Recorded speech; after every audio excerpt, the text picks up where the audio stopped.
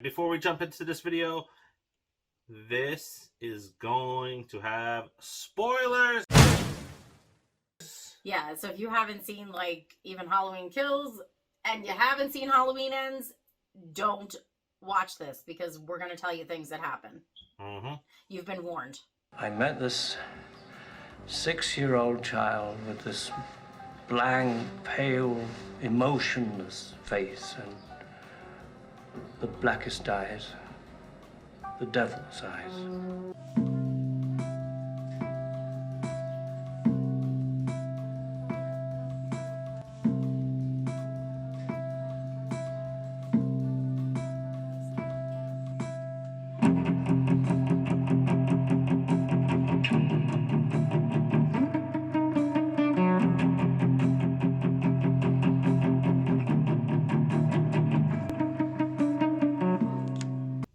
Welcome, Nerdboxers, to another episode of the Popcorn Theory, the show where we dive into little suspicious things that we've caught in films.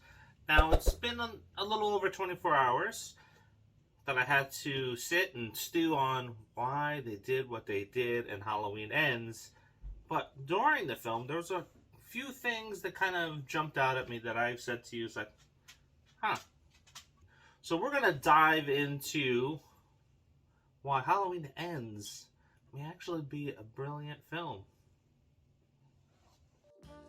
In our Halloween 2018 Easter egg video, we commented on how we all love 2018 because it was a journey through the Halloween franchise, as the film referenced its previous movies 35 times.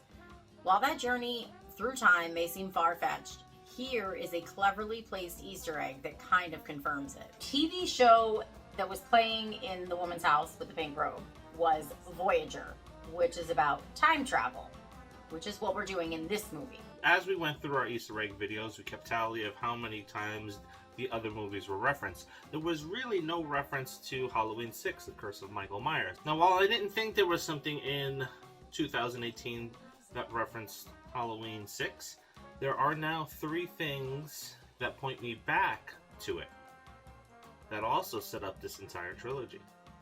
First clue. During this scene, if you listen closely, you will hear Laurie mutter, I saw it. The shape. Never, as we mentioned in our Easter egg video, was the shape brought up in the entire franchise except for that moment, which we thought was kind of weird, and we thought that maybe it was just a nod to the way he was credited in the first 2 films and the way he was referred to during the filming of 1978. Second clue. After Sheriff Hawkins runs down Michael on the sidewalk, Dr. Sartain gets out to check on Michael with Hawkins. Here we see Sartain stab Hawkins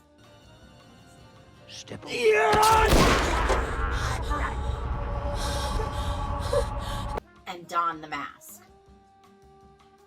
Third clue. At the end of the film, we see Laurie, her daughter, and her granddaughter leaving in the back of a pickup truck. What do we see Allison clutching in her hand? Michael's knife. Alright, so let's talk about how these 3 set up everything that is to come in the next 2 films before they connect to the past. In Halloween Ends, we see a timid Corey transform into a killer after a confrontation with Michael in the sewers. Like Dr. Sartain, there is a change, almost like a possession, changing his personality, giving a boldness he hadn't had before, making him a killer. Now, Laurie explained this in the beginning of the film during her opening monologue for her book, where she talks about how Haddonfield, having once been a peaceful town before Michael Myers, who was pure evil, had turned their dreams into nightmares. In the years that followed, the people of Haddonfield descended into a plague of grief, of blame, of paranoia. The suffering Michael caused became an infection, passing on to people who never even crossed his path. If we go back to 1978 and Dr. Loomis describing Michael's black eyes and how after 8 years of trying to help, he spent the next 7 years trying to keep him locked up because what was living in those eyes was pure evil. So now let's fast forward to the end of the film. there are a few things that we need to unravel here. During her closing monologue, Laurie says that she has said goodbye to her boogeyman. I've said goodbye to my boogeyman. But the truth is, evil doesn't die. It changes shape. Also, we see that Hawkins stops by and sits on the porch with Laurie, who looks entranced. Their playful giddiness from the middle of the film is gone, and Laurie is almost like a shell of herself. And Hawkins looks on in concern. Then finally, we see Michael's mask on her coffee table. It's a little weird. I thought that was a little weird too. Yeah, that stood out to me when we saw the movie. I was like, why? Well, Dr. Sartain, when he picked up the mask, put it on because he was infected with the evil. Right? So there's something about the mask and the evil that is all intertwined together. I spent 8 years trying to reach him, and then another 7 trying to keep him locked up because I realized that what was living behind that boy's eyes was purely and simply evil. Now, Dr. Loomis wanted to keep Michael from the outside world because the evil that he possessed, or was it the evil that possessed him, had taken him on as a vessel. And as we saw in Halloween Kills, the town became engulfed in fear and anger, as if the evil housed in Michael changed its shape and infected others, like Dr. Sartain, like Corey, and like Jamie Lloyd.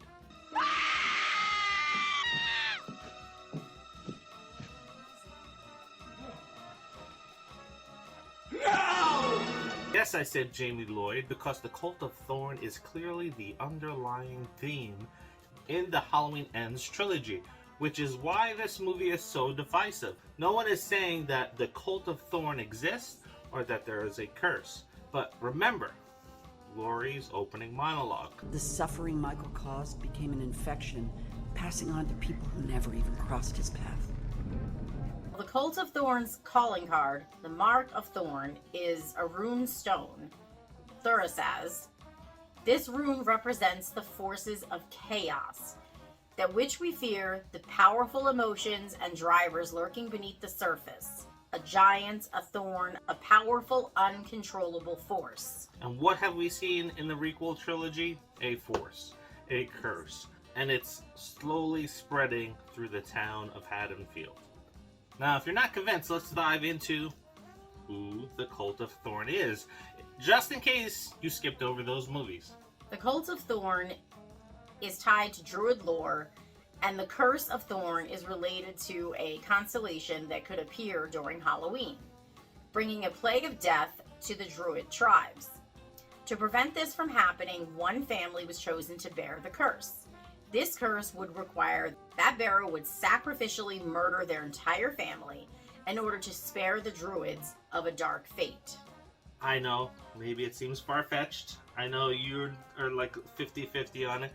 Maybe it is far-fetched, maybe it isn't. So now what we're going to do is we're going to reveal why we have this theory. And here are 2 more clues now from Halloween Ends. 4th clue. After Corey brings Michael Officer Mulaney as a sacrifice, we see a frail Michael gain some strength from Mulaney's death. But we also see Corey yell at Michael just before the kill to show him how to do it. Yeah, I was looking at this scene and I was like, this is really out of place. Why is Michael Myers hulking up? Or looking like he's having an orgasm? Because he was like, I mean, yeah. So was Corey. He was like, yeah, he was all total into boner. It. Like, yeah. He had a murder bone. He did. It was really disturbing to watch. It was very icky. 5th clue. Corey would later go on a killing spree, killing his parents, fulfilling the Curse of Thorn, and thus ending the plague after fear and terror that engulfed Haddonfield. Thus our ending with Michael. His curse was passed on, the curse was fulfilled, and he went out not like a bitch, but a man in his 60s. That was one of my biggest complaints. I know that's one of your biggest complaints. That's everybody's biggest complaints. You have Michael Myers, this presence, this fear, right? And we have the end of Halloween Ends, and there was not the same Michael Myers. So I'm like, how can you do this to the character? How can you destroy 40 plus years of him being a menacing force that just strikes fear in everybody in the movies, outside the movies, like you? But now, when you think about it and you tie in the Curse of Thorn, it all makes sense, because if he no longer has those powers and they're passed on to somebody else, at the end of the day, he's just a guy in his mid-60s. He's gonna have some bad knees, he may have a bad back, and he's gonna get effed up. I'm still like split. I get the whole like supernatural thing, but I also think they just made a really shitty movie. Now, do you think this is far-fetched? Do you think like, oh, okay, it kind of makes sense. Kind of like me about 14 hours later in the middle of work and the light bulb goes off. So, oh my god, that's what it all means. It's all connected. There are some things that happened outside of the films that kind of lead me to believe this. And so when I started doing my digging, I found an interesting item that we're going to talk about in a few. Now, the first thing that we want to talk about is Jamie Lloyd. Why did I mention her? Well, as we all know, Jamie Lloyd is played by Danielle Harris, and she was never given a role in this trilogy. And as we know, in this trilogy, they like to pay homage to the previous films, either by replicating or referencing some of the scenes that occurred in the previous films, or having cast members return, right? The scene in the high school in 2018 with the teacher talking, that was PJ Souls. You all know that she died, so you couldn't see her on camera. So what happened to Jamie Lloyd in Halloween 6? Again, the Curse of Michael Myers, which delved into the Cult of Thorn. She died. So, obviously, we could not bring her back to the film, because then it kind of throws off the theory. Second item, I thought was a little interesting. Kylie Richards, who played Lindsay in the 1978 Halloween, was brought back. However, Brian Andrews, who played Tommy Doyle, was not. And originally, they had opted to bring Paul Rudd back. Paul Rudd was in Halloween 6, who played Tommy Doyle. So this would have been that connection between the two films. You have Paul Rudd returning to be Tommy Doyle. Why? Well, if you remember in Halloween 6, the cult leader, Dr. Wynn, had mentioned, "You should join us. You have talent."